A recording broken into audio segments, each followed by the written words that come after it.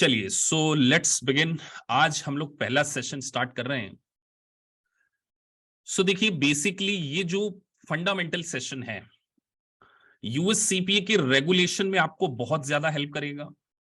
और ना केवल यूएस सीपीए के रेगुलेशंस के पॉइंट ऑफ व्यू से बात करूं, इवन बहुत सारे कैंडिडेट जो कि टैक्सेशन को समझ नहीं पाते, यूएस के टैक्सेशन को, फिर वो इनरोल्ड एजेंट के स्टूडेंट हों या कई ऐसे कैंडिडेट भी होते हैं जो यूएस बेस्ड कंपनीज में जॉब कर रहे हैं, उनको भी इस सेशंस में हेल्प मिलने वाली है। तो आज हमारा फर्स्ट सेशन है। अराउंड 25 स्टूडेंट जुड़ चुके हैं। अराउंड मुझे पूरी एक्सपेक्टेशन है 45-50 स्टूडेंट्स इस बैच को ज्वाइन करेंगे। आज हम लोग पहला सेशन डिस्कस करने जा रहे हैं कि हमें यूएस टैक्सेशन को अगर समझना है तो उसके लिए क्या क्या चीजें करनी होंगी। तो मैं आपके सामने भी स्क्रीन पे कुछ स्टडी प्लान भी शेयर करने वाला हूं, उसको भी आप ध्यान से अंडरस्टैंड कीजिए जिससे आपको बेनिफिट मिल सके।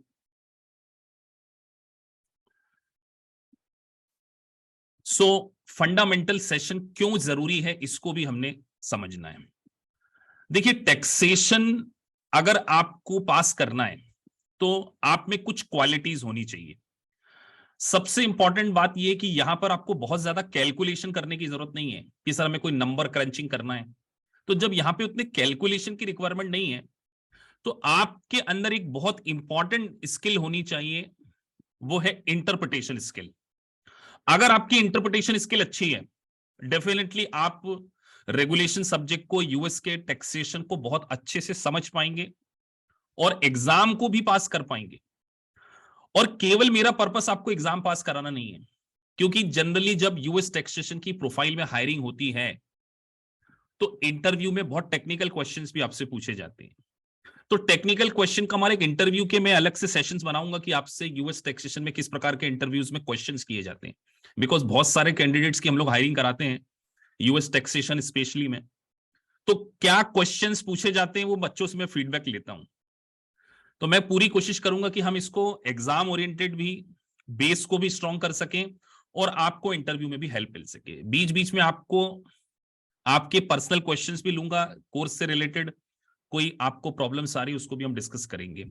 बस मेरी एक रिक्वेस्ट है कि आप लोग सभी टाइम से आए, क्योंकि अराउंड देखिए अभी 30 स्टूडेंट आ गए हैं और 5 to 10 मिनट्स ऑलरेडी क्लास में हो चुके हैं। तो मेरी एक रिक्वेस्ट है कि बिफोर 5 मिनट्स आप क्या करें, क्लास को ज्वाइन करें। इस क्लास का एजेंडा आज हम पहले डे पे क्या करने जा रहे हैं, डिस्कस करने जा रहे हैं। तो एजेंडा है, आप जानते हैं कि यूएस में टैक्सेशन ब्रॉडली जो है वो इन कैटेगरीज में ही क्लासिफाई होता है: इंडिविजुअल टैक्सेशन, कॉरपोरेशन का टैक्सेशन और पार्टनरशिप। और इसके अलावा भी हैं, उसके अलावा जैसे कि मैं ट्रस्ट के पॉइंट ऑफ व्यू से बात करूं, स्टेट के पॉइंट ऑफ व्यू से बात करूं। क्या किसी स्टूडेंट को पता है स्टेट क्या होता है? स्टेट का टैक्सेशन कैसे होना चाहिए? स्टेट, अगर ये वर्ड आपने कहीं सुना हो स्टेट, क्या कोई ऐसा कैंडिडेट है इस क्लास में जिसको ये पता है कि सर कंपनी तो हम समझते हैं, इंडिविजुअल भी हम समझ गए, पार्टनरशिप भी समझ गए, इसके अलावा भी एक चीज होती है एलएलसी होती है, लिमिटेड लायबिलिटी कॉर्पोरेशन, उसके बारे में भी समझेंगे। उसके बाद हम सर डिस्कस करने वाले हैं कि अगर किसी पर्सन की डेथ हो गई तो उसके लीगल हायर या उसके बेनिफिशियरीज जो स्टेट के पॉइंट ऑफ व्यू से बात कर रहे हैं तो उसके कंप्लायंसेस कैसे होंगे, चैरिटेबल ट्रस्ट के कंप्लायंसेस कैसे होंगे। तो ये सारी चीजें हमें डिस्कस करनी है। लेकिन अगर आपका बेसिक्स स्ट्रांग नहीं होगा, आपको यही नहीं पता होगा कि इंडिविजुअल के लिए कौन सा फॉर्म लगता है, कॉर्पोरेशंस के लिए कैसे लगता है, पार्टनरशिप के लिए कैसे लगता है, एलएलसी क्या होती है, उसके बाद स्टेट क्या होता है, गिफ्ट टैक्स क्या होता है, फेडरल टैक्स क्या होता है, सेल्फ एम्प्लॉयमेंट टैक्स क्या होता है, स्टेट के डिफरेंट टैक्सेस क्या होते हैं। तो ये सारा का सारा नॉलेज अगले 30-45 डेज में आप पूरा सीख जाएंगे। तो ये हमारा एक एजेंडा होने वाला है। उसके बाद कुछ डिफिकल्ट टॉपिक्स के बेसिक्स में आपके बहुत ज्यादा स्ट्रॉन्ग करूंगा। सबसे इंपॉर्टेंट है कैपिटल गेन। अब कैपिटल गेन इतना ज्यादा कॉम्प्लिकेटेड है क्योंकि बहुत सारे ऐसे स्टूडेंट हैं जो मेरे चार्टर्ड अकाउंटेंट स्टूडेंट भी हैं जो सीपीए करते हैं या इनरोल्ड एजेंट करते हैं, तो फिर वो अपने इंडियन सिनारियो से कैपिटल गेन को कंपेयर करते हैं। तो मैं आपको पहले बता दे रहा हूं डे 1 से, अगर आपको इस यूएस टैक्सेशन के सब्जेक्ट को पास करना है, कैपिटल गेन एक बहुत इंपॉर्टेंट एरिया होने वाला है। तो जब कभी भी मैं, हमारा जो टेलीग्राम चैनल है उसमें अनाउंसमेंट दूंगा कि कैपिटल गेन सीरीज स्टार्ट होने जा रही है। तो मेरी रिक्वेस्ट है कि भले ही आप रिकॉर्डेड क्लासेस लेते हो मुझसे, बहुत सारे स्टूडेंट, मतलब मुझे लगता है कि अराउंड 90% स्टूडेंट रिकॉर्डेड क्लासेस में ही आते हैं, लाइव कम आते हैं। लेकिन अगर आप कोशिश करें, क्योंकि जूम मीटिंग में एक लिमिटेशन है कि 500 कैंडिडेट से ज्यादा तो हम ऐड भी नहीं कर सकते, तो बहुत ज्यादा स्टूडेंट भी कई बार आ जाते हैं। तो मैं आपको ये कह रहा हूं कि कैपिटल गेन सीरीज को आप लाइव डेफिनेटली अटेंड कीजिए, क्योंकि ये सबसे ज्यादा कॉम्प्लिकेटेड आपको पढ़ने वाला है। उसके बाद टैक्स क्रेडिट्स। अब ये वर्ड आपके लिए हो सकता है नया हो। क्या किसी स्टूडेंट को पता है टैक्स क्रेडिट क्या होता है?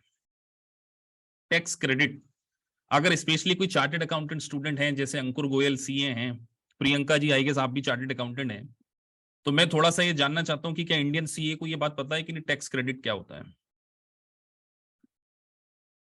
अंकुर लिख रहे हैं कि sir tax credit is just like a TCS and TDS.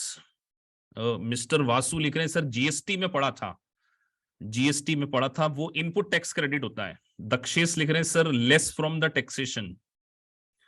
Priyanka आप कुछ लिखना चाहेंगे? आपने हैंड रेस किया, अभी आप चैट बॉक्स में मेंशन कर सकते हैं। टैक्स क्रेडिट में क्या डिफरेंस है? विवेक लिख रहे हैं सर इनपुट टैक्स क्रेडिट। धारा लिख रहे हैं the benefit we will get reduce the taxable. तो मोस्ट ऑफ द कैंडिडेट ठीक हैं। सबसे पहले आपको यह डिफरेंस पता होना चाहिए कि डिडक्शन वर्सेस टैक्स क्रेडिट। देखिए डिडक्शन क्या होता है कि जब आप ग्रॉस इनकम में से एक्सपेंसेस को माइनस करते हैं ना, उसको बोलते हैं हम डिडक्शन। जब आपकी टैक्स लायबिलिटी निकल जाती है, टैक्स लायबिलिटी, उस टैक्स लायबिलिटी में से लेट से आपने एडवांस में कोई टैक्स पे कर रखा है, उसकी हम क्या ले लेते हैं? क्रेडिट ले लेते हैं। तो ऐसे यूएस के टैक्सेशन में आप बहुत सारी टैक्स क्रेडिट पढ़ने वाले हैं। मतलब आपको डे वन से ये बात क्लियर होनी चाहिए। क्या बात क्लियर होनी चाहिए सर? आपको ये बात क्लियर होनी चाहिए कि सर टैक्स क्रेडिट जब आप ग्रॉस लायबिलिटी निकाल लेते हैं, उसमें से आपको टैक्स क्रेडिट माइनस होती है। जैसे अमेरिकन टैक्स क्रेडिट पढ़ेंगे आप, चाइल्ड टैक्स क्रेडिट पढ़ने वाले हैं। लेकिन अभी हम वो नॉलेज में नहीं जा रहे हैं, हम ये समझ रहे हैं कि सर हमें समझना क्या क्या है। फिर टैक्स के फॉर्मूलेस को हम डिस्कस करेंगे कि जब एक इंडिविजुअल का टैक्स का फाइनल फॉर्मूला कैलकुलेट किया जाता है तो वो किस तरीके से किया जाता है, तो टैक्स फॉर्मूला भी हम डिस्कस करने वाले हैं। तो ये सब मैं आपको अभी स्टार्टिंग से बता रहा हूं। फिर हम स्टेट टैक्स रिटर्न क्या होता है उसके बारे में समझेंगे, adjustment, deduction, self employment taxes, ये सारी चीजें हमने डिस्कस करनी है। तो मैं आपको एक बात बोल रहा हूं, जैसे क्योंकि अब आप मेरे सभी स्टूडेंट्स हैं, ऑलमोस्ट सारे स्टूडेंट्स ही, अगर कोई नया ट्रायल के लिए आया हो तो मुझे नहीं पता, बट जिस भी दिन आपने ज्वाइन किया, जिस दिन भी आप सब्जेक्ट को प्लान कर रहे हैं, तो आप मेरे स्टडी प्लान को डेफिनेटली फॉलो कीजिए। अगर आपने स्टडी प्लान को फॉलो किया, आप नेक्स्ट 3 मंथ में या 4 मंथ में इस एग्जाम को पास कर लेंगे। तो आपके अगर जैसे क्वेश्चंस हो सकते हैं कि सर मैं पहले सीपीए का फार दूं या रेगुलेशन दूं, वो मैं आपसे इंडिविजुअली बात करूंगा, क्योंकि हो सकता है किसी के लिए वो सही हो, किसी के लिए वो सही नहीं हो। तो उसको हम क्या करेंगे, डिस्कस करेंगे जब मेरी आपके साथ 1-to-1 जूम मीटिंग होगी, देन विल डिस्कस। या कोई बोले सर मैं पार्ट 1 दूं, पार्ट 2 दूं, पार्ट 3 दूं, वो सब बाद में डिस्कशन होगा। लेकिन अभी हमें एक स्टडी प्लान के साथ साथ ये डिस्कस करना है कि हम जो पढ़ने वाले हैं, estimated tax, different tax rate, सब कुछ समझने वाले हैं। अब रूल फॉर क्लासेस, इस पर्टिकुलर क्लास के कुछ रूल्स हैं, उसके बारे में भी बात कर लें कि आपको 3 मॉक टेस्ट देना है, 3 मॉक टेस्ट। अगर आप 3 मॉक टेस्ट दे देंगे और उसके बाद अपनी फाइनल एग्जाम को देंगे तो आप 100% पास होंगे। 3 मॉक टेस्ट मैंने क्यों लिखे हैं? देखिए पहले मॉक टेस्ट में हो सकता है कि आप या तो बहुत अच्छा कर जाएं या बहुत बुरा करें। सर हमने बहुत अच्छा परफॉर्मेंस कर दिया, 100 में से हमारे 90 हो गए, तो आप ओवर कॉन्फिडेंस हो सकते हैं। हो सकता है वो पेपर आपका आसान हो, तो हम सेकंड देंगे। सेकंड में भी अच्छा आ गया तो इसका मतलब आप ऑन एन एवरेज पास हो जाएंगे। तीसरे की तब जरूरत पड़ेगी जब पहले में आपका पुअर परफॉर्मेंस है, दूसरे में बेटर देन पुअर है, एवरेज है, थर्ड में हो सकता है कि आप एक्सीलेंट कर जाएं।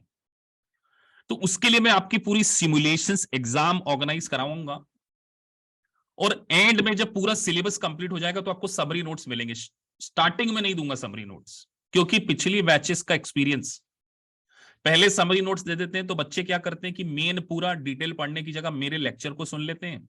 मतलब मैं बच्चे क्या करते हैं मैं बता रहा हूं, मेरे लेक्चर को सुन लिया, मेन बुक को ना पढ़ते हुए मल्टीपल चॉइस क्वेश्चन कर लिए और समरी नोट से पढ़ लिए, तो कई बार ये हो सकता है कि 1-2% ऐसे चांसेस हैं कि मेन बुक को अगर आप नहीं पढ़ेंगे तो आपका रिजल्ट कहीं नेगेटिव ना हो जाए।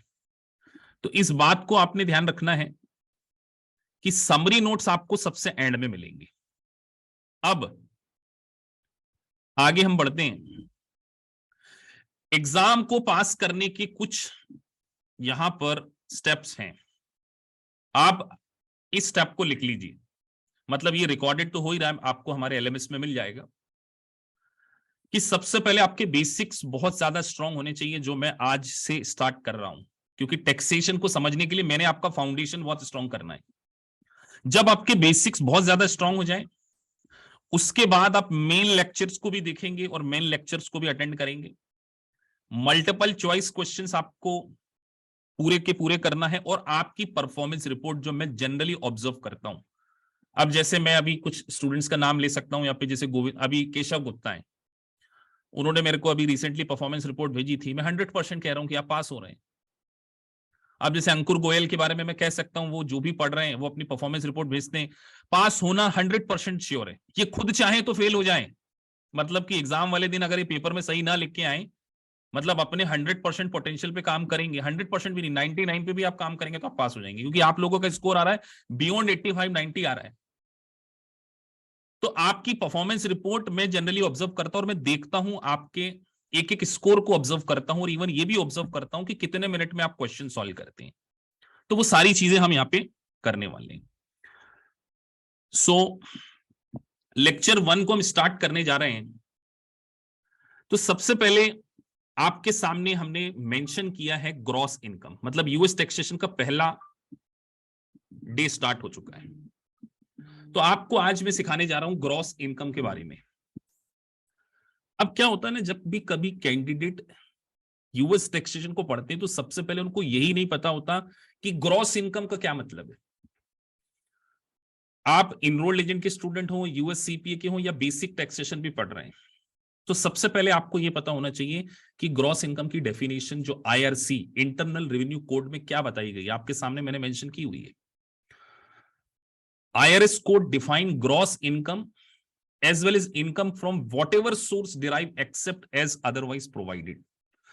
चलिए मैं आप लोगों को मौका देता हूं, इंडिया में कितने प्रकार की इनकम टैक्स होते थे, कितने प्रकार की सोर्सेस ऑफ इनकम होती है, क्योंकि इस क्लास में चार्टर्ड अकाउंटेंट भी बैठे हैं और नॉन सीए भी बैठे हैं, बीकॉम ग्रेजुएट भी बैठे हैं, जिन्होंने कभी जिंदगी में यूएस टैक्स पढ़ा ही नहीं होगा। तो अब जैसे अंकुर गोयल ने तो 5 हेड लिख दिए हैं, इन्होंने लिख दिया salary, house property, profit, gain, business and profession, capital gain and other sources, है ना। तो जो चार्टर्ड अकाउंटेंट स्टूडेंट हैं वो पहली बात तो एक बात याद रखें कि जब कभी भी आप यूएस का टैक्सेशन पढ़ने जा रहे हैं ना, तो आपको अपने इंडियन सीए के टैक्सेशन को भूलना पड़ेगा, क्योंकि यहां पे कंप्लीटली रूल डिफरेंट है।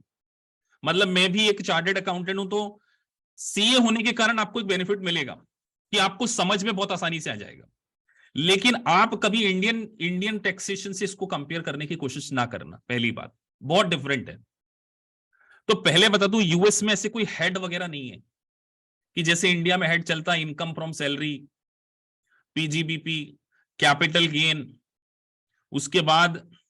और आप लोगों को यह भी पता होना चाहिए कि इंडिया में कई बार हम देखते हैं कि कैपिटल गेन के रेट एक ही रेट चलता है हमारे इंडिया में, लेकिन आप अमेरिका में देखेंगे तो कैपिटल गेन के बहुत सारे रेट हैं। आप सोचकर हैरान होंगे कि इंडिया में शॉर्ट टर्म कैपिटल गेन के ऊपर 15% रेट है, लेकिन अमेरिका में शॉर्ट टर्म कैपिटल गेन के ऊपर ऑर्डिनरी इनकम जितना टैक्स लगता है। तो इंडियन नॉलेज को थोड़ा सा आपको भूलना पड़ेगा, और पहले डे पे आपको यह ध्यान रखना है कि यहां पर कोई 5 हेड बिल्कुल नहीं है। तो यहां पे डेफिनेशन क्या दी गई है, the internal revenue code define gross income as income from whatever source derived except as otherwise provided। ये लाइन बड़ी इंपॉर्टेंट है। मतलब आईआरसी कोड बोलता है कि कहीं से भी इनकम कमा लो आप, whatever सोर्स। जैसे मेरा सोर्स ऑफ इनकम क्या है, टीचिंग, किसी का सोर्स हो सकता है बिजनेस, तो उन्होंने बोला हम कोई भी सोर्स को मतलब नहीं है, हमारी डेफिनेशन है as per IRC whatever source except otherwise provided. तो उन्होंने कुछ लिस्ट दे दी, अगर इन सोर्सेस से आप इनकम कमाओगे तो हम उसको एक्सक्लूड कर देंगे। एक्सक्लूड कर देंगे मतलब ग्रॉस इनकम कंसीडर ही नहीं करेंगे। अब जैसे मैं एक एग्जांपल देता हूं आपको, उन्होंने यहां पे मेंशन किया हुआ है कि सर अगर मान के चलिए किसी आर्मी ऑफिसर की डेथ हो जाती है ड्यूरिंग वॉर, और यूएस गवर्नमेंट उस पर्सन को की फैमिली को कोई ग्रांट देती है, कोई फंड देती है, तो जब आईआरसी कोर्ट ने स्पेसिफिकली बोल दिया कि अगर वॉर के दौरान में अगर किसी पर्सन की डेथ हो गई उसको कोई पैसा मिलेगा तो उसके ऊपर हम टैक्स नहीं लेंगे। तो अब आपको एक रूल याद रखना है कि सर ग्रॉस इनकम का मतलब कहीं से भी पैसा है, चाहे फिर वो सैलरी से आए, चाहे फिर वो कहां से आए, हमारे पास कैपिटल प्रॉपर्टी को बेच दें, चाहे हम कोई प्रॉपर्टी रेंट पे दे दें। सर मुझे सड़क पे गिरा हुआ एक पैसा का बैग मिल जाए जिसमें मुझे $10,000 मिल जाए, बताइए टैक्स देना पड़ेगा कि नहीं देना पड़ेगा? मैं अब आपसे पूछता हूं, आप चैट बॉक्स में लिख सकते हैं कि मैं सड़क पे जा रहा हूं, मुझे अचानक एक बैग मिले और उसके ऊपर मुझे यूएस गवर्नमेंट को पता चल जाए कि यार सलूजा जी तो अमेरिका में रहते हैं, उनको यहां से $10,000 मिले, तो आपको स्ट्रेट फॉरवर्ड यस और नो नहीं कहना है। बताइए यस और नो क्यों नहीं कहना है? बस यही आप गलती कर जाते हैं। आपको टैक्स को समझते हुए देखना पड़ेगा कहीं यूएस गवर्नमेंट की कोई ऐसी लिस्ट तो नहीं है जिसमें ये स्पेसिफिकली लिखा हो कि सड़क पे मिलेगा पैसा टैक्सेबल नहीं होता। तो इसलिए तो वहां लिखा है whatever source derive except as otherwise provided, मतलब एक लिस्ट दी जाएगी आपको, अगर उस लिस्ट में लिखा होगा कि सड़क पे कोई पैसा मिल जाता है उसके ऊपर टैक्स नहीं देना तो नहीं देना, अदरवाइज अगर उस लिस्ट में उसका नाम नहीं है तो आपको टैक्स देना पड़ेगा। तो आईआरसी ने बोल दिया कि हर प्रकार के सोर्स से अगर आपको कोई इनकम होती है तो उसके ऊपर आपको टैक्स देना है। तो ये लिस्ट है नॉन एग्जीक्यूटिव, ये लिस्ट बनाई नहीं जा सकती, फिर भी एक लिस्ट मैंने आपको यहां पर बना के दी है। और ये लिस्ट जो बिल्कुल मैंने आईआरएस की वेबसाइट से उठाई है, मतलब ये जो मैं नोट्स आपको प्रोवाइड करूंगा ना किसी रिव्यू प्रोवाइडर्स के नहीं है, नहीं तो वर्ल्ड में बहुत सारे रिव्यू हैं, बेकर है, ग्लैम है, वाइली है। कई लोगों को लगता है कि सर बेकर अच्छा है, कोई को लगता है वाइली अच्छा है, कोई बोलेगा सर्जेंट अच्छा है, मेरे इंस्टीट्यूट से पढ़ोगे तो मैं इसको अच्छा बोलूंगा, ऐसा नहीं है। देखिए किसी भी स्टडी मटेरियल में कंटेंट सेम होता है। जैसे आप अगर आईआरएस में स्पेसिफिकली बोला है कि ये वाली इनकम एग्जम्प्ट है तो वो सारे रिव्यू प्रोवाइडर उसको ये बोलते हैं, रिव्यू प्रोवाइडर मैटर नहीं करते, मैटर करता है कि आपने कितना अच्छे से समझा है। तो इस कॉन्सेप्ट में आप ना रहें, जो भी मैं सोर्स आपको दूंगा वो ऑथेंटिक सोर्स है और आपने उसको पढ़ना है और आप 100% पास होंगे। तो हम बात कर रहे हैं सर इनकम के बारे में। तो इनकम के बारे में आपने बताया कि वॉट एवर सोर्स, तो मैंने यहां पे इनकम मेंशन की सबसे पहले compensation for service including fees commission and FB fringe benefit. अब मैं आपसे कुछ क्वेश्चंस पूछूंगा। कॉम्पनसेशन फॉर सर्विसेज, यहां पे क्या लिखा? Compensation for services. इसको हम क्या बिजनेस की इनकम माने या किस इनकम में इसको कंसीडर करना चाहिए? तो एक वर्ड में यहां पे आने वाले समय में यूज करूंगा। कंपनसेशन सर्विस किस प्रकार की सर्विसेज है? मैं आप लोगों को टीचिंग कर रहा हूं, तो मुझे बताइए ये क्या मेरा कंपनसेशन फॉर सर्विस है या नहीं है? आप लोगों को सबसे पहले क्वेश्चन यही देना है, क्योंकि केशव गुप्ता ने लिख दिया sir yes compensation for services including fees commission and fringe. तो एक बात ध्यान रखिए कि अगर आप किसी के अंडर में जॉब नहीं करते, किसी के अंडर में आप अगर जॉब नहीं करते तो इस प्रकार की इनकम को हम बोलते हैं सेल्फ इंप्लॉयमेंट इनकम। क्या बोलते हैं? Self employment income. तो compensation for services including fees commission, अगर मैं किसी के अंडर में जॉब नहीं कर रहा हूं ना, मैं आप लोगों को पढ़ा रहा हूं but I am not your employ, I am just providing you services, तो ये वाली जो इनकम है इसको हम हमेशा क्या बोलेंगे? जब कभी भी आप इंप्लॉयर और इंप्लॉय रिलेशनशिप नहीं हो, जहां पर आप किसी के अंडर में काम नहीं करते, उसके लिए यूएस गवर्नमेंट ने एक वर्ड यूज किया सेल्फ इंप्लॉयमेंट इनकम।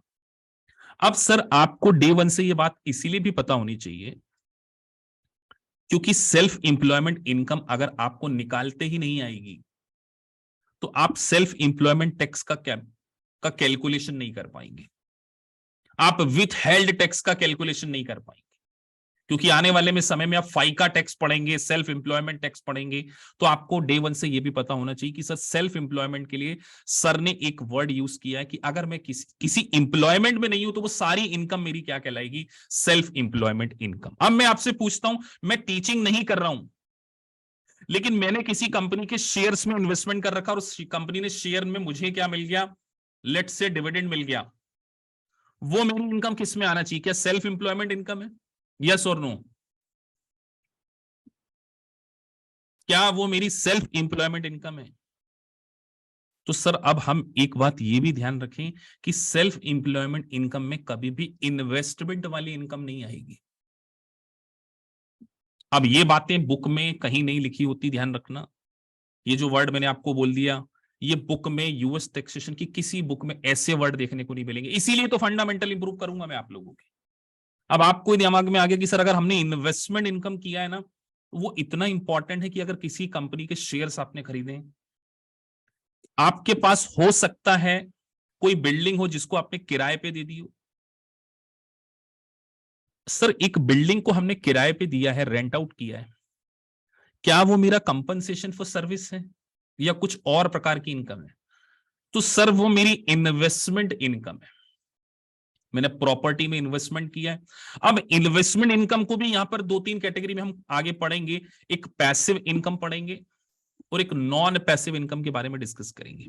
लेकिन अभी हमें इतना समझना है कि सर आपने बोला ग्रॉस इनकम में कॉम्पनसेशन फॉर सर्विसेज आ जाएगा, इंक्लूडिंग फीस, कमीशन और फ्रिंज बेनिफिट्स। क्या किसी को पता है फ्रिंज बेनिफिट का कोई एग्जांपल दे सकता हो इस क्लास में? क्योंकि ये वर्ड आपको देखने को मिलेगा, फ्रिंज बेनिफिट। और स्पेशली ग्रेजुएट स्टूडेंट थोड़ा सा पार्टिसिपेट करें, जिन्होंने टैक्सेशन कभी नहीं पढ़ा है उनको मैं मौका डेफिनेटली देना चाहता हूं। हो सकता है सीए स्टूडेंट का क्वेश्चन में फिर भी इग्नोर कर दूं क्योंकि वो फ्रिंज पढ़ चुके हैं। तो ध्यान रखिए, जैसे कंपनी में आप काम करते हैं, आप कंपनी में काम करते हो, कंपनी ने आपको रेंट फ्री अकोमोडेशन प्रोवाइड कर दिया, या कंपनी को आपको पर्सनल कार दी जा रही है कि आप क्या करो, अपने घर से आने जाने के लिए कंपनी की कार को यूज कर सकते हो। ये क्या है?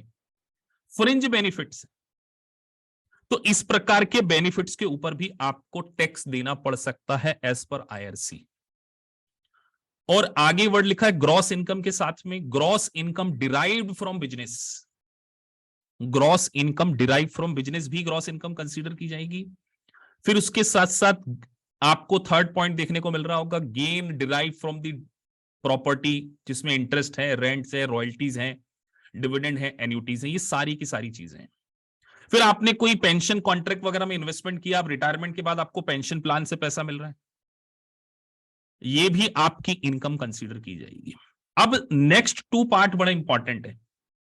आप वो जो नीचे देख रहे होंगे ना, income from discharge of indebtedness और distributive share of partnership gross income.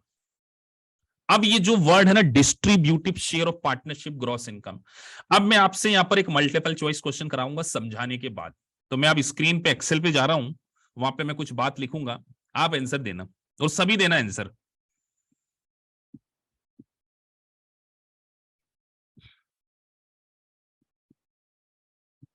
मान के चलिए आप एक पार्टनरशिप फर्म है जहां पर तीन पार्टनर है, पार्टनर ए, बी और सी। इस पार्टनरशिप फर्म ने लेट से 60,000 कमाए, 60,000 में से पार्टनर ए ने 15,000 रुपए विड्रॉल किया, इसने 20,000 रुपए विड्रॉल किया, ये हो गया 35, 35 और 25, 25 इसने विड्रॉल कर लिया। ये एक्चुअल विड्रॉल है और तीनों का शेयर इक्वल था, इक्वल शेयर। आप लोगों से क्वेश्चन पूछा जा रहा है, पार्टनरशिप का डिस्ट्रीब्यूटिव, हर पार्टनर को कितनी इनकम के ऊपर टैक्स देना पड़ेगा?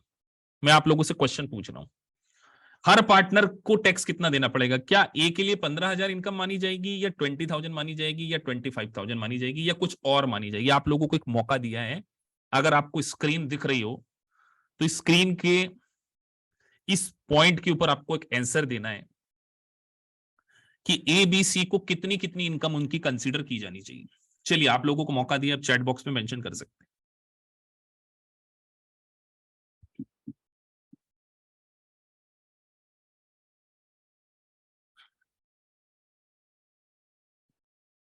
मोनिका लिख रहे हैं 20, अंकुर लिख रहे हैं सॉरी, विशाल सारे पार्टनर को टैक्स तो देना पड़ेगा। मैं पूछ रहा हूं कितना इनकम टैक्सेबल होगी, मैं ये पूछ रहा हूं। तो कुछ स्टूडेंट बोल रहे हैं कि सर ए को 15,000 पे टैक्स देना पड़ेगा, ये 20,000 पे। तो एक बात याद रखिए कि पार्टनरशिप को पहली बात तो पास थ्रू स्टेटस मिलता है। मतलब पार्टनरशिप अगर कोई भी प्रॉफिट कमाती है, मान के चलो तीनों पार्टनरशिप का नाम था ए बी सी, तो पार्टनरशिप को तो पहले 0 टैक्स देना है, किसी भी प्रकार का टैक्स पार्टनरशिप नहीं भरेगी। पार्टनर अपने डिस्ट्रीब्यूटिव, एक्चुअल डिस्ट्रीब्यूशन यहां पे मैटर नहीं है, तीनों का इक्वल शेयर था, तो तीनों को 20,000 के ऊपर टैक्स देना पड़ेगा।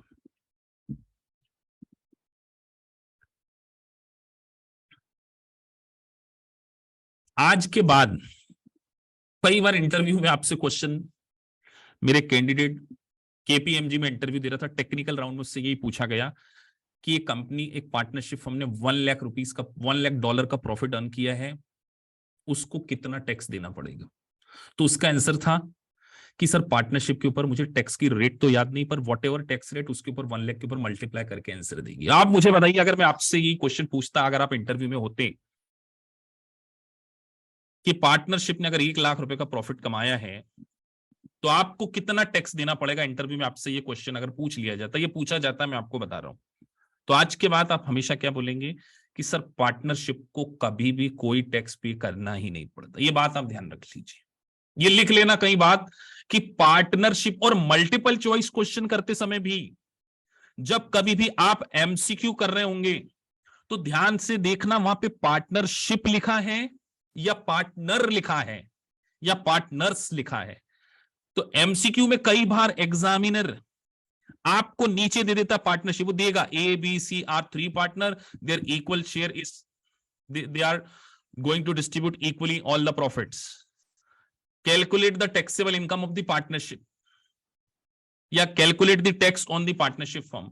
तो आज के बाद आप क्या याद रखेंगे कि पार्टनरशिप की इनकम के ऊपर पार्टनरशिप कभी कोई टैक्स नहीं देती, टैक्स कौन देता है? पार्टनर्स देते हैं। और पार्टनर्स हमेशा डिस्ट्रीब्यूटिव, हमने यहां पे वर्ड क्या यूज किया सर? डिस्ट्रीब्यूटिव वर्ड यूज किया है।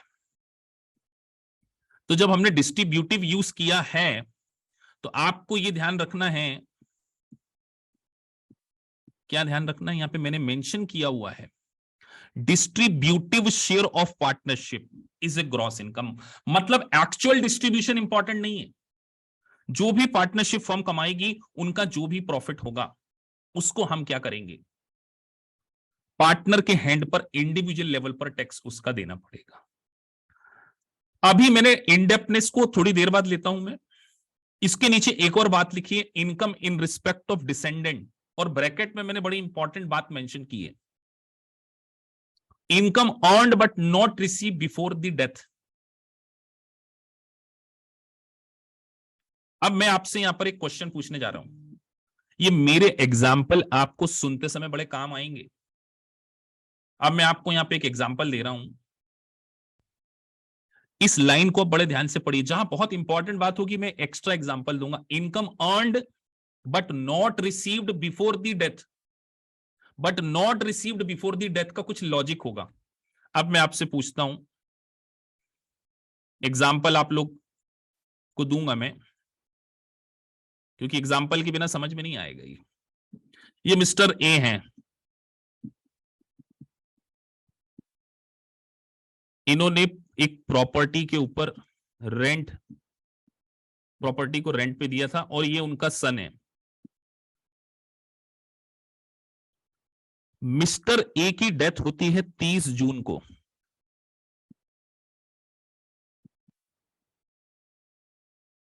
और इस प्रॉपर्टी का जो रेंट है वो एडवांस में रिसीव कर लेते हैं। मिस्टर ए ने इस प्रॉपर्टी के रेंट को एडवांस में रिसीव कर लिया 1 जून को।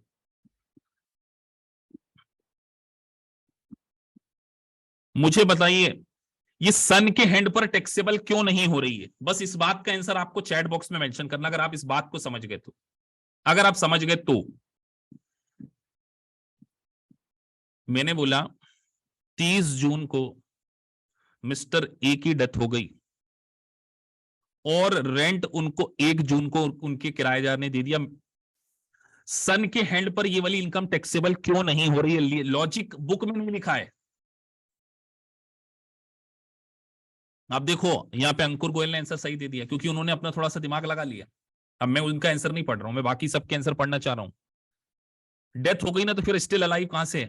हम तो बोल रहे 30 जून की डेथ हो गई। तो कीर्ति लिख रहा है because it is not earn by the land Lord before his death because it was taxable at the hand of father. बिल्कुल सही बात आपने लिखी कि ये इनकम फादर के हैंड पे टैक्सेबल है। तो आपने वहां पर एक लाइन पढ़ी होगी, आपने जब मैंने आपको वहां पे प्रोविजन पढ़ाया था, तो मैं वापस से शेयर कर रहा हूं स्लाइड को। आप ध्यान से पढ़िए कि लाइनों का इंपॉर्टेंस क्यों है। यहां पे हर लाइन का इंपॉर्टेंट क्यों है, हम उसके ऊपर जा रहे हैं। Income in respect of descended, income earned but not receive before the death. मतलब ऐसी इनकम जो आपको डेथ के बाद मिलती है वही इनकम डिसेंडेंट के लिए ग्रॉस इनकम मानी जाती है। डिसेंडेंट को हमेशा ग्रॉस इनकम वही कंसीडर की जाएगी जो उसको कब मिली हो, आफ्टर द डेथ। इसलिए लिखा not receive before the death. तो जब मल्टीपल चॉइस क्वेश्चन आएगा तो डेट ऑफ डेथ बड़ी इंपॉर्टेंट हो जाएगी सर। और हम पढ़ क्या रहे हैं? Gross income. तो मान के चलिए मिस्टर एक्स हैं, अब मिस्टर एक्स के फादर की डेथ हो जाती है और उसके बाद वो किराए की प्रॉपर्टी, वो पर्सन जो 30 जून के बाद जुलाई में, अगर अब जिनकी डेथ हो चुकी है उनको तो पैसा नहीं दे सकता ना वो। अब मैं एक और एग्जांपल यहां पे दे रहा हूं। मिस्टर एक्स अक्रूवल बेसिस पर अपने बुक्स ऑफ अकाउंट्स को लिखते थे। मिस्टर एक्स, ध्यान रखना, क्वेश्चन सुन के आंसर देना। मिस्टर एक्स अक्रूवल बेसिस पर अपने अकाउंट्स को मेंटेन करते हैं। अक्रूवल बेसिस आएगा, सभी को पता होगा। अक्रूवल बेसिस समझते हैं ना सभी लोग। तो 31 दिसंबर का जो रेंट है उनको 7 जनवरी को मिला नेक्स्ट ईयर, लेकिन 31 दिसंबर को ही उनकी डेथ हो चुकी थी।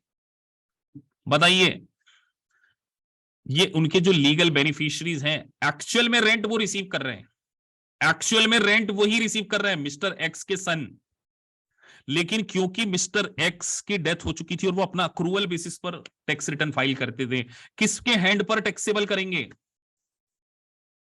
मिस्टर एक्स या मिस्टर एक्स के सन के? मेरा एग्जांपल अगर आप समझ गए हो तो यहां पर बेटा लिखा क्या लिखा? Income earned but not receive before the death. तो आपको आने वाले समय में समझाया जाएगा फाइनल रिटर्न ऑफ स्टेट। क्या समझाया जाएगा? जब एक पर्सन की डेथ हो जाती है तो उसका फाइनल रिटर्न, और अगर फाइनल रिटर्न अक्रूवल बेसिस पे किया जा रहा है तो वो बेनिफिशियरी के हैंड पे टैक्सेबल नहीं होगा, वो मिस्टर एक्स के हैंड पे ही टैक्सेबल होगा। लेकिन आपको ये बात अभी सिर्फ इतना ही समझना है कि सर एक अक्रूवल का कॉन्सेप्ट और एक कैश का कॉन्सेप्ट होता है। जब हम मेन प्रोविजन पढ़ रहे होंगे तो आपको डे 1 से पहले क्लियर तो होना चाहिए ना कि डिसेंडेंट मतलब ऐसा पर्सन जिसके जिसके कोई फादर या उसकी कोई इनकम उसको रिसीव हो रही तो उसको टैक्स देना है। लेकिन वो कब देना है? वो उसी कंडीशन में उसको टैक्स देना पड़ सकता है जब वो इनकम आफ्टर द डेथ मिलती हो। हमेशा याद रखो बेनिफिशियरी को वही इनकम के ऊपर टैक्स देना पड़ता है जो उसको आफ्टर डेथ मिलती है। एक रूल बना लो कि सर डेथ के बाद ही पैसा जो मिलेगा वो बेनिफिशियरी के हैंड पे टैक्सेबल होता है, डेथ के पहले कभी भी बेनिफिशियरी के हैंड पे टैक्सेबल नहीं। तो सर ये ग्रॉस इनकम के एग्जांपल दिए गए, क्या ये कंप्लीट लिस्ट है? क्या इसमें कोई और इनकम भी शामिल की जा सकती है क्या? अगला क्वेश्चन है। क्या सर ये फाइनल लिस्ट है कि सर इसके अलावा और कोई टैक्स, इसके अलावा और कोई ग्रॉस इनकम नहीं हो सकती? तो आगे से मैंने आपको बताया था वॉट एवर सोर्स, ये एग्जॉस्टिव लिस्ट नहीं है, इसमें और भी चीजें, this is non exhaustive. Non, अब देखिए मैंने पहले मेंशन किया था ये नॉन एग्जॉस्टिव वर्ड जब आप पता चले पढ़ रहे हैं रेगुलेशन में, ये क्या लिखा, non exhaustive list of the type of income, मतलब इसके अंदर और भी इनकम को शामिल किया जा सकता है। चलिए एग्जांपल दीजिए इसके अलावा और कौन सी इनकम को शामिल किया जा सकता है जो यहां पे मेंशन नहीं है। चलो आप लोगों को मौका दिया, जो यहां पर मेंशन नहीं है आप सोच सकते हो कि नहीं सोच सकते, मैं देखना चाहता हूं। एक तो मैंने एग्जांपल दे दिया कि सर हमको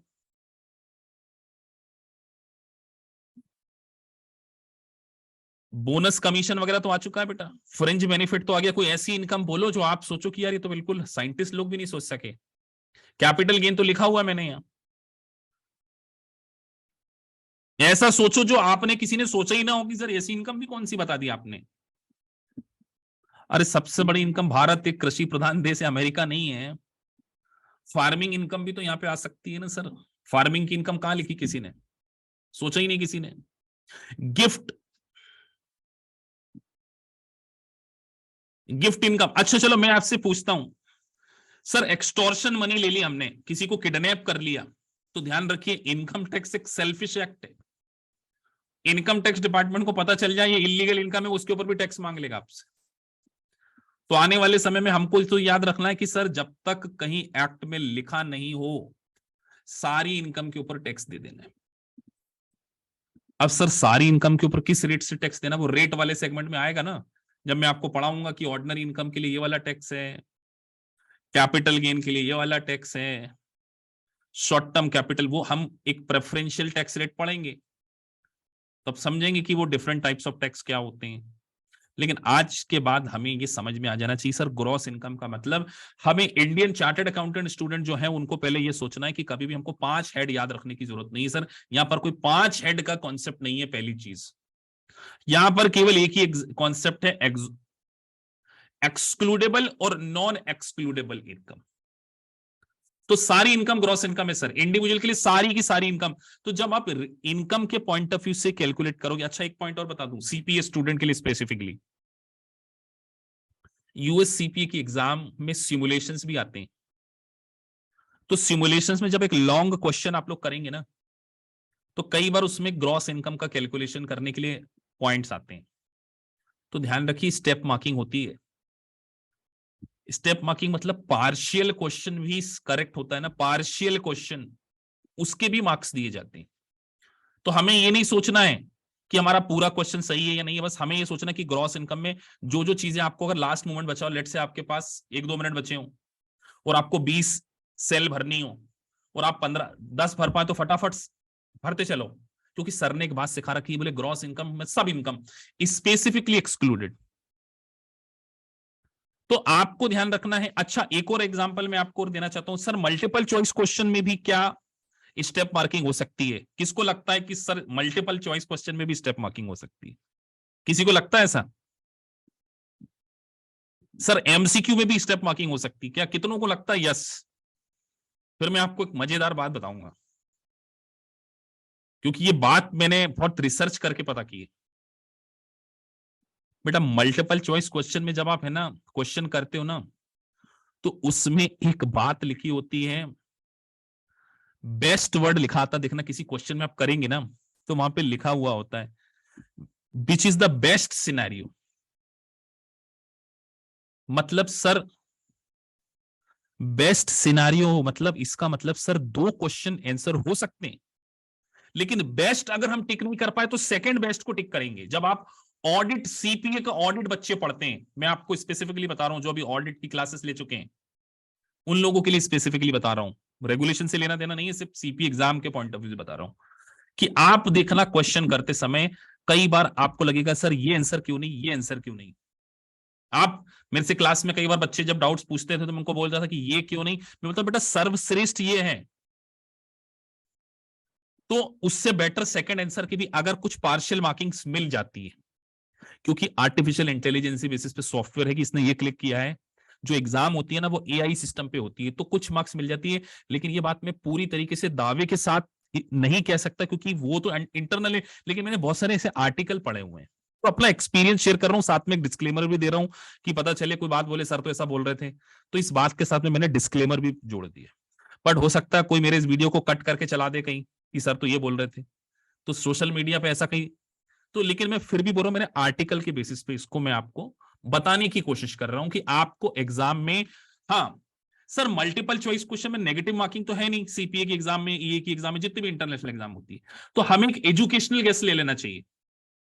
अब आपको इस रेगुलेशन सब्जेक्ट को याद नहीं करना है, तो कई बार आपको गेस करना होगा, तो आपके दिमाग में आना चाहिए सर ने बोला था ग्रॉस इनकम में जब तक स्पेसिफाइड नहीं किया जाए, तो हम स्पेसिफाइड की 8-10 लिस्ट में से एक पॉइंट भूल भी गए, तो आप गैम्बल खेल सकते हो कि यार ये टैक्सेबल होगा, गैम्बल खेल सकते हो। This is called educational guess, कि सर ने तो बता रखा था सारी इनकम टैक्सेबल होती है, ये वाली टैक्सेबल नहीं होती, उसकी लिस्ट आपको दूंगा मैं। तो आप एजुकेशनल गेस क्या कर सकते हो, वहां पर खेल सकते हो। आगे बढ़े, ये वर्ड के ऊपर बहुत ज्यादा बच्चों को कंफ्यूजन है, कंस्ट्रक्टिवली रिसीव्ड इनकम। अभी मैं यहां पे अनशेयर कर देता हूं ताकि आप लोगों का लॉजिक, एक सेकेंड, मैंने शायद मैं आप लोगों को एक एग्जांपल देता हूं, आप चैट बॉक्स में इस बात का आंसर देना। मेरे को एक 31 दिसंबर को एक पर्सन पेमेंट देने वाला था, उसने मेरे को पेमेंट ना देते हुए मेरे एजेंट को दे दिया 31 दिसंबर को। मेरा एजेंट भोपाल में था, या ऐसा सोचो आप में से कोई मेरे स्टूडेंट है, आपने मेरे अकाउंट में पेमेंट डालना था, तो मेरे अकाउंट में बैंक काम नहीं कर रहा था, आपने 31 दिसंबर को हमारी काउंसलर है दीपिका मैडम के अकाउंट में पेमेंट डाल दिया। दीपिका मैडम ने मुझे 7 जनवरी को वो पेमेंट दिया। मेरी इनकम कौन से डे पे मानी जाएगी, लास्ट ईयर या नेक्स्ट ईयर? आप लोगों को मौका दिया, एग्जाम्पल आप एजुकेशनल गेस कर सकते हैं कि नहीं कर सकते। अब मैं देखना चाहता हूं किन लोग कितना दिमाग लगाते, मैं स्टूडेंट की साइकोलॉजी को समझना चाहता हूं। महेश्वरी लिख रहे हैं नेक्स्ट ईयर, विशाल लिख रहे हैं next year, last year, next, थोड़ा धीरे धीरे भी लिखो, नेक्स्ट ईयर नेक्स्ट ईयर। अब देखो यहीं पे कंफ्यूजन हो गया ना, नेक्स्ट ईयर, धारा लिख रहे हैं नेक्स्ट ईयर।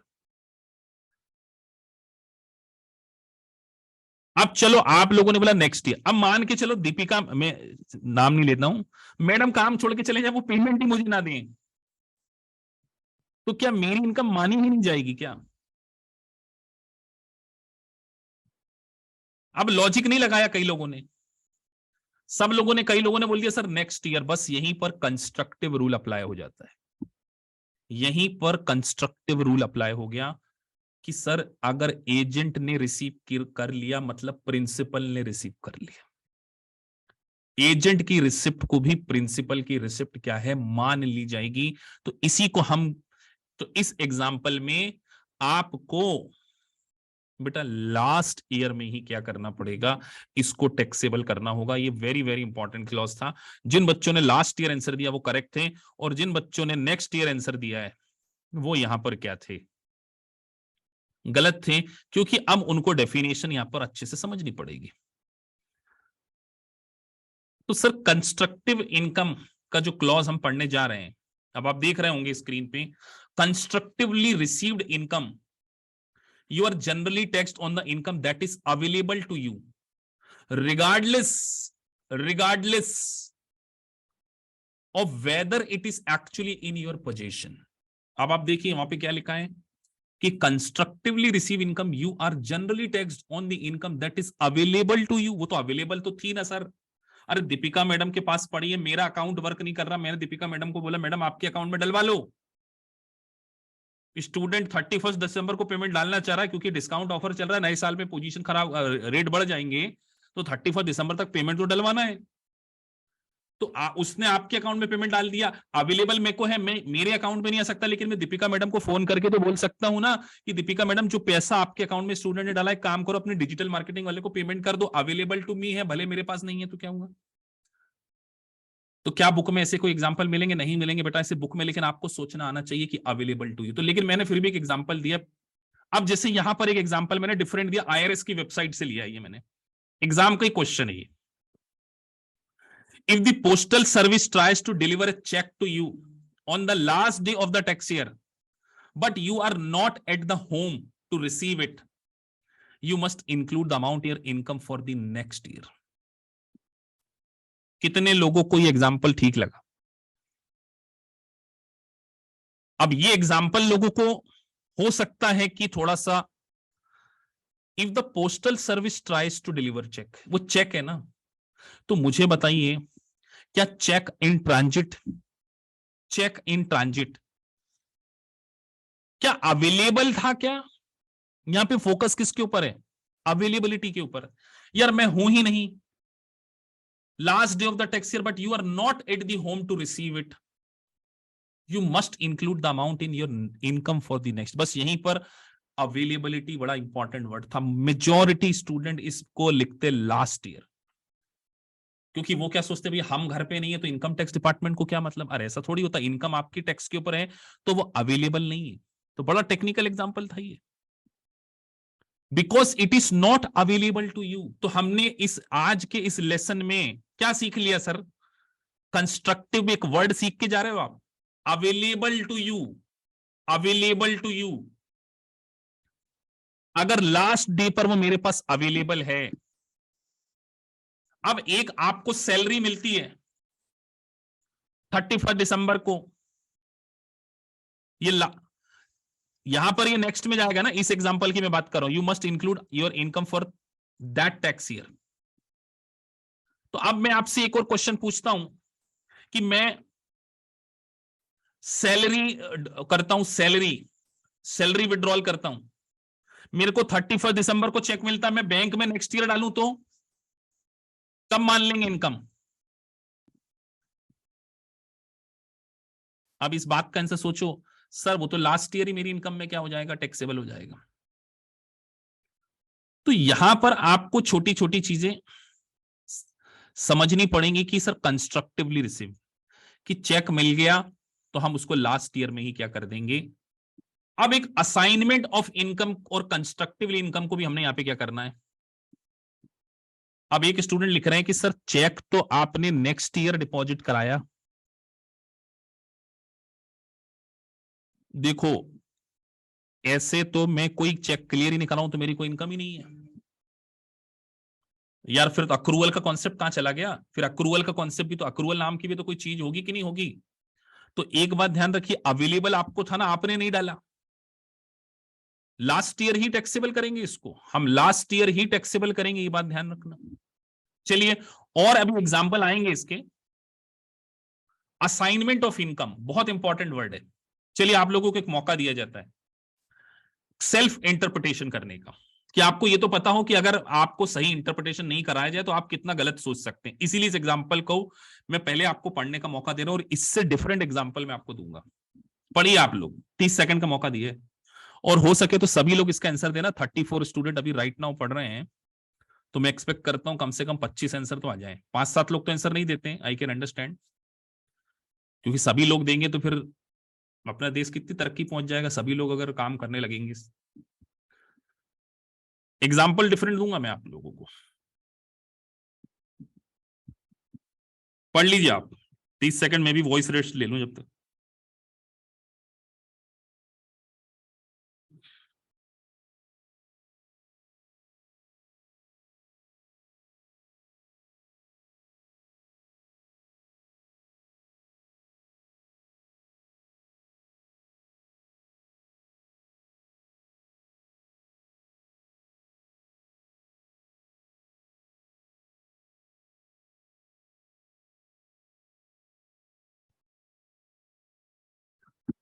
आप लोगों ने पढ़ लिया ना? मेरे पास एक प्रॉपर्टी है, मेरे पास एक प्रॉपर्टी है कनॉट प्लेस में। अभी कनॉट प्लेस समझ लो कि अमेरिका में, चलो दूसरा ले लेते हैं, न्यूयॉर्क में टाइम्स स्क्वायर पे मेरे पास एक प्रॉपर्टी है। मैं अपने ब्रदर को ट्रांसफर कर देता हूं और उससे जो भी रेंट आता मेरा ब्रदर रिसीव करता। किसके हैंड पे टैक्सेबल होगी, ब्रदर के हैंड पे या मेरे हैंड पे? योर और ब्रदर, बस इतना लिख देना। बस मैं ये नॉर्मल सी बात, एक ने लिखा ब्रदर, मैं उसको ही आइडेंटिफाई करना चाहता था, ब्रदर। अनीता परमार ने लिखा ब्रदर, विशाल लिख रहे हैं ब्रदर, मोनिका लिख रही ब्रदर, मैं सबके नाम लेते जा रहा हूं, संजय लिख रहे ब्रदर।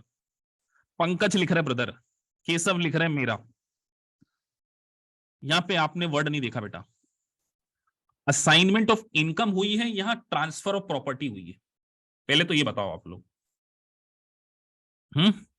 क्या हुई है, आंसर दो बेटा। यहां पर मैंने क्या बोला, मैंने प्रॉपर्टी ट्रांसफर कर दी, तो फिर वो असाइनमेंट ऑफ इनकम नहीं हो सकती, ये रट लो। अब मैं आपको उल्टा एग्जांपल देता हूं, प्रॉपर्टी मेरे नाम पर है और मैंने लैंड टेनेंट को बोला यार मैं अमेरिका में अभी नहीं हूं, इस रेंट को मेरे ब्रदर के अकाउंट में क्रेडिट कर दिया करो। बताओ किसके हैंड पे टैक्सेबल होगी?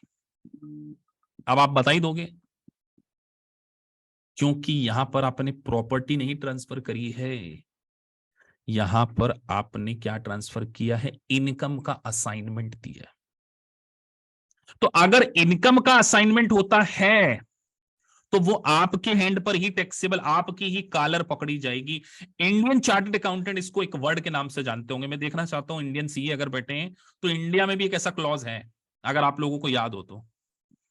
है याद किसी को? अगर कोई सीए बैठे हैं तो मैं अब आपको बताता हूं कि देखो इंडिया में आपको पढ़ाया गया है ये बात, क्लबिंग ऑफ इनकम, आपने कहीं पढ़ा होगा।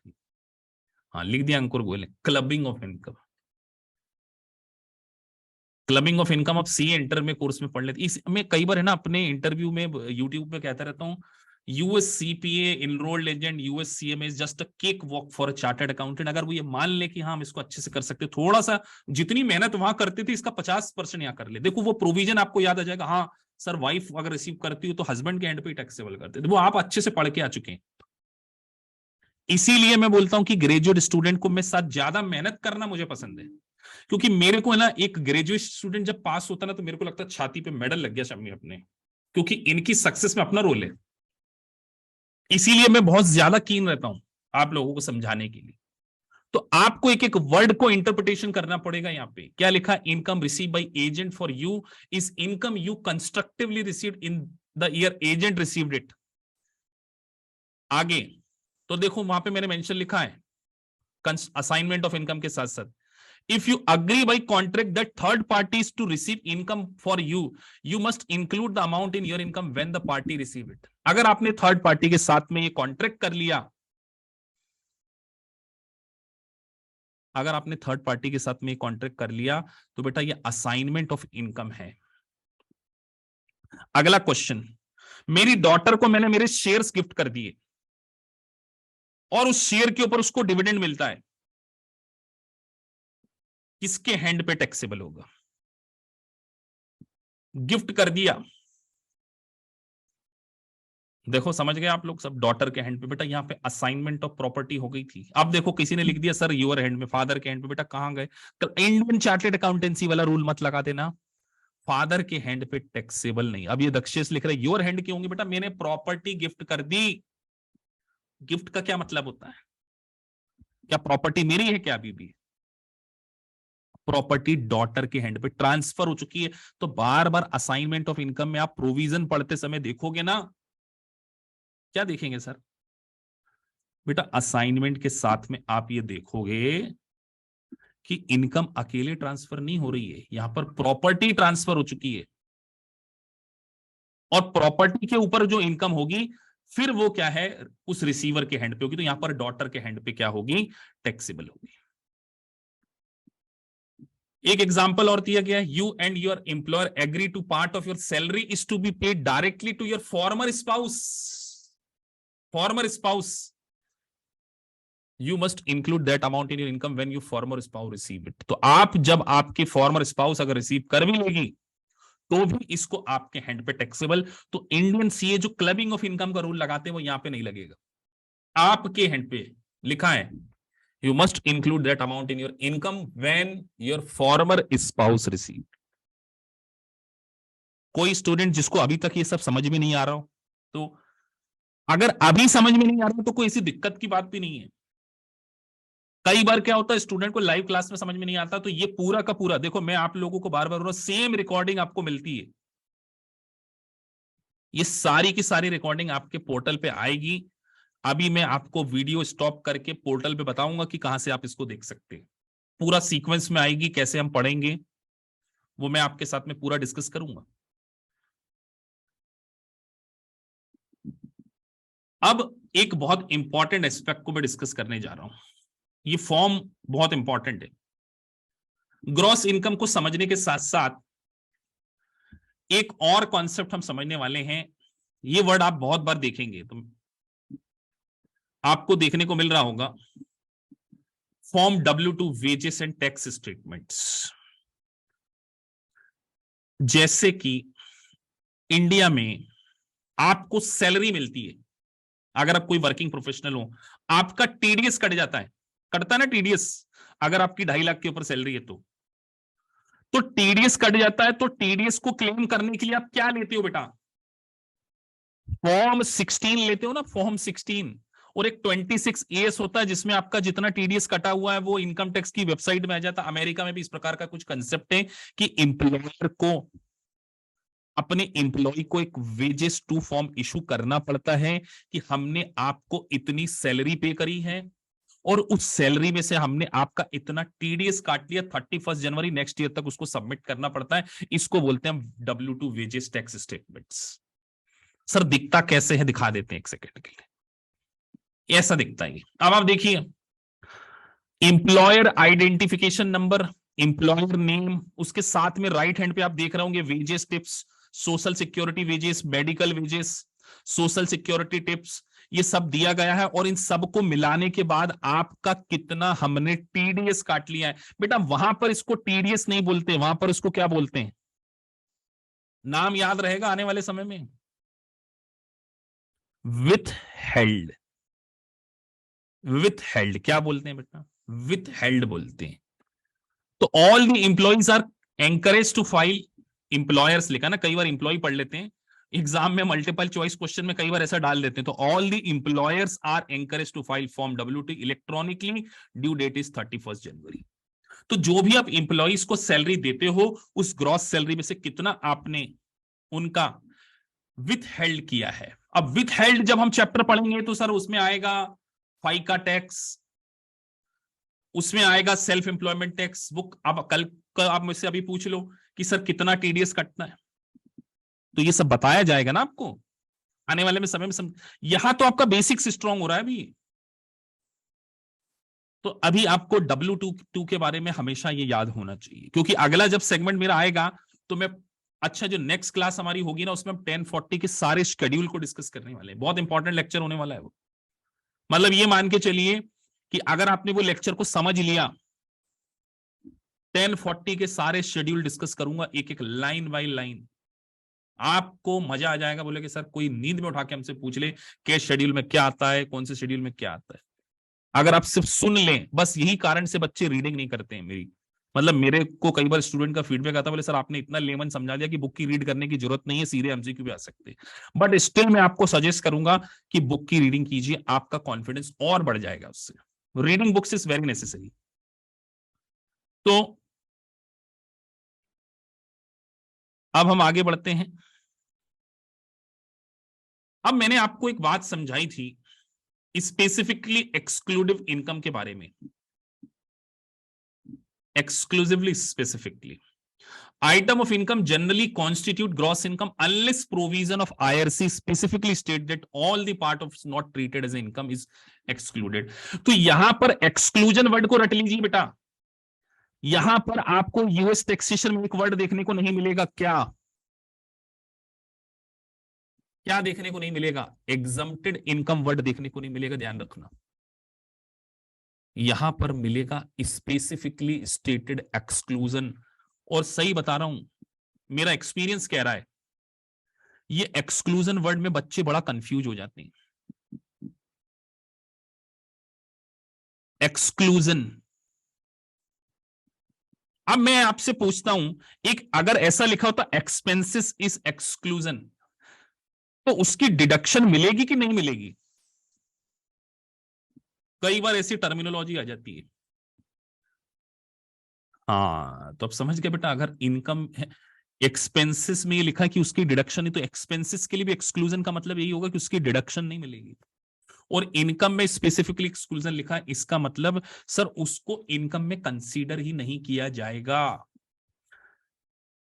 टैक्स फ्री, देखो एक बड़ा सा मैंने यहां बिल्ला बनाया हुआ है, देख रहे हो ना आप, ये इसीलिए बनाया कि निमोनिक्स के रूप में आपको याद है। इसी प्रकार के समरी नोट्स आपको दिए जाएंगे और वो एलएमएस में आएंगे, आपको मांगना नहीं पड़ेगा, मैंने एलएमएस में ही अपलोड कर दिए इस बार। और सबसे अच्छी बात ये रहेगी, आपको हमारे एलएमएस में इस लेक्चर के जस्ट साइड में इसके आपको नोट्स मिल जाएंगे, बट वो डाउनलोड नहीं कर पाओगे आप इस बार, क्योंकि है ना ये इतना डिटेल पढ़ाने वाला हूं मैं यूएस टैक्सेशन में, चाहता नहीं हूं कि मार्केट में इस तरीके के सर्कुलेट हो जाए। नहीं तो पता चला टेलीग्राम चैनल पे मेरे लेक्चर चलते हैं, कई कई स्टूडेंट देख रहे हैं। तो ये ध्यान रखना है हमें कि ये नोट्स आपको एलएमएस में ही मिलेंगे, वहीं से आपको किसी भी काउंसलर को, किसी टीम को रिमाइंड कराने की जरूरत नहीं पड़ेगी। आप एलएमएस में पहला डे पे ग्रॉस इनकम डे 1 दबाएंगे, जस्ट साइड में ये नोट्स ऑटोमेटिकली आपको दिखना शुरू हो जाएंगे। तो इतने खूबसूरत नोट्स में आपको देने वाला हूं कि जिससे आपको और भी आसानी से समझ में आ जाएगा। चलिए सो आगे बढ़े। एग्जाम्पल दिया है sir, survivor benefit of public safety officer killed in the line of duty life insurance proceed. दो एग्जाम्पल दिए मैंने, दो तीन एग्जाम्पल दिए। अच्छा इसकी पूरी लिस्ट दूंगा आपको, इसका जब मैं एक सेगमेंट शुरू करूंगा ना एग्जम्प्टेड इनकम के नाम से, तब इसकी पूरी लिस्ट आएगी, उसका पूरा डिस्कशन करेंगे। लेकिन अभी हमको सिर्फ ये समझना है कि सर स्पेसिफिकली स्टेटेड, अभी ओवरव्यू है ना, पहला डे है, कि सर स्पेसिफिकली एक्सक्लूडेड का मतलब कि यहां पर इसको हम टैक्सेबल नहीं करेंगे। तो आपको किसी टीम मेंबर को, काउंसलर को इन नोट के लिए कॉल करने की जरूरत नहीं पड़ेगी, ये सारे नोट्स लेक्चर्स के साथ में अटैच हो जाएंगे। आगे बढ़े, कंपनसेशन, हाँ स्पेसिफिकली। अब ये बड़ा इंपॉर्टेंट है भैया, दिस इज ये लास्ट सेगमेंट आज का, लेकिन इसको आप समझ के जाइए। नॉट स्पेसिफिकली स्टेटेड का क्या मतलब हुआ, ये क्या लाइन लिखी है सर? तो नॉट स्पेसिफिकली स्टेटेड अगर ये रूल में नहीं भी है तो भी टैक्स नहीं देना। तो आज हम पहली चीज को ही डिस्कस करेंगे, केवल अनरियलाइज इनकम। क्या कोई एग्जांपल दे सकता है स्टूडेंट? अनरियलाइज इनकम का कौन एग्जांपल देगा? मैं भी दूंगा। मैं आप देखना चाहता हूं कि स्टूडेंट सोच पाते हैं कि नहीं सोच पाते हैं। अनरियलाइज इनकम कहीं लिखा नहीं है फिर भी टैक्स नहीं देना पड़ेगा, ये बात ध्यान रखना। कहीं नहीं लिखा है फिर भी टैक्स नहीं देना पड़ेगा सर, ऐसी बात बोल रहे, कहीं नहीं लिखा है फिर भी टैक्स नहीं देना पड़ेगा, नॉट स्पेसिफिकली स्टेटेड। बिल्कुल अंकुर गोयल ने ठीक एग्जांपल दिया, वही एग्जांपल मैं देता हूं कि मेरे पास एक कंपनी के शेयर थे, मेरे पास एक कंपनी के शेयर थे, उसकी वैल्यू थी 50,000, लेकिन 31 दिसंबर को मार्केट बहुत बढ़ गया, वो 50,000 से 75,000 के हो गए, मुझे 25,000 का गेन हो गया। इस प्रकार के गेन को हम रियलाइज बोले, रिकॉग्नाइज बोले या अनरियलाइज बोले? तो इस प्रकार का गेन है अनरियलाइज इनकम। मतलब जब तक आप उस शेयर को एक्चुअली में नहीं बेचोगे, जब तक आप उस शेयर को एक्चुअली में सेल नहीं करोगे, तब तक वो आपकी अनरियलाइज इनकम है। अनरियलाइज इनकम, लॉटरी इनकम, के एल सिंह लिख रहे हैं, कल सिंह सर लॉटरी इनकम बेटा रियलाइज है, अनरियलाइज कहां से हो गई? लॉटरी इनकम तो रियलाइज इनकम है। तो मतलब अगर सर फेयर मार्केट वैल्यू में किसी प्रॉपर्टी की चेंज होता है, केवल फेयर मार्केट वैल्यू में चेंज हो जाने भर से वो इनकम टैक्सेबल नहीं हो जाती, जब तक आप उस प्रॉपर्टी को सेल नहीं करते।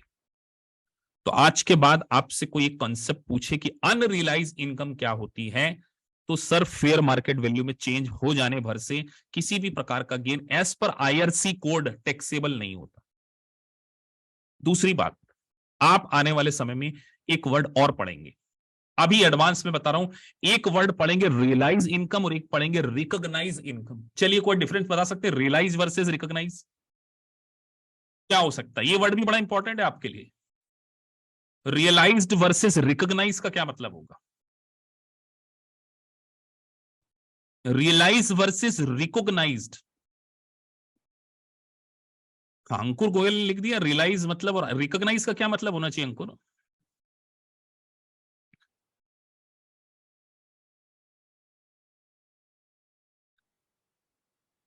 रिकॉग्नाइज का मतलब होगा टैक्सेबल।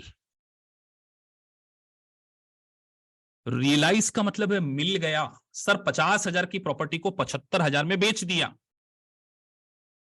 मतलब सर 25,000 रियलाइज हो गया, लेकिन जरूरी नहीं है कि इनकम टैक्स के रूल के अकॉर्डिंग वो 25,000 आपका रिकॉग्नाइज भी कर लिया जाए। ये रूल हम पढ़ेंगे। रिकॉग्नाइज का मतलब जिसके ऊपर इनकम टैक्स डिपार्टमेंट टैक्स लेना चाहता है, जो करंट ईयर में टैक्सेबल होगा, उसको बोलते हैं रिकॉग्नाइज्ड। अब आप सोचो, यही वर्ड आपको ना पता हो, रियलाइज और रिकॉग्नाइज, और आप इनकम टैक्स पढ़ते जा रहे हो। और मेरे से लिख के ले लो, दुनिया के किसी रिव्यू प्रोवाइडर में ये ताकत नहीं है कि इस बात को भी लिख दे कि रिकॉग्नाइज मतलब रियलाइज का डिफरेंस। चैलेंज है मेरा, मैंने सब पढ़ लिया, बेकर, सर्जेंट, सब पढ़ने के बाद मैंने देखा बच्चा अपना माथा पीट लेगा अगर उसको ये बात ही ना पता हो कि रिकॉग्नाइज, रियलाइज, अनरियलाइज। रिकॉग्नाइज मतलब एज पर टैक्स लॉ वो टैक्सेबल है। ये बात आपको आने वाले समय में बताई नहीं जाएगी। मैं बोल दूंगा कि इस इनकम को हम रिकॉग्नाइज कर लेंगे, तब आप मानोगे कि सर कहना चाह रहे हैं टैक्सेबल है, क्योंकि सर टैक्सेबल वर्ड यूज नहीं करने वाले ना उसमें। तो ये हम क्या कर रहे हैं, डिस्कस कर रहे हैं चीजों को।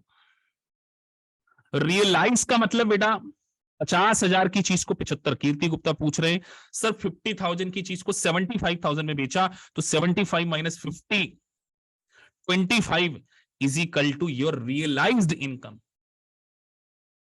और अभी सर हम देखेंगे रिकॉग्नाइज, वो हम सीखेंगे कि रिकॉग्नाइज के क्या रूल है, तो उसके लिए कैपिटल गेन आएगा। कैपिटल गेन चैप्टर में मैं आपको रिकॉग्नाइज, रियलाइज बताऊंगा, लेकिन रिकॉग्नाइज का मतलब मैंने आपको यहां पे बता दिया।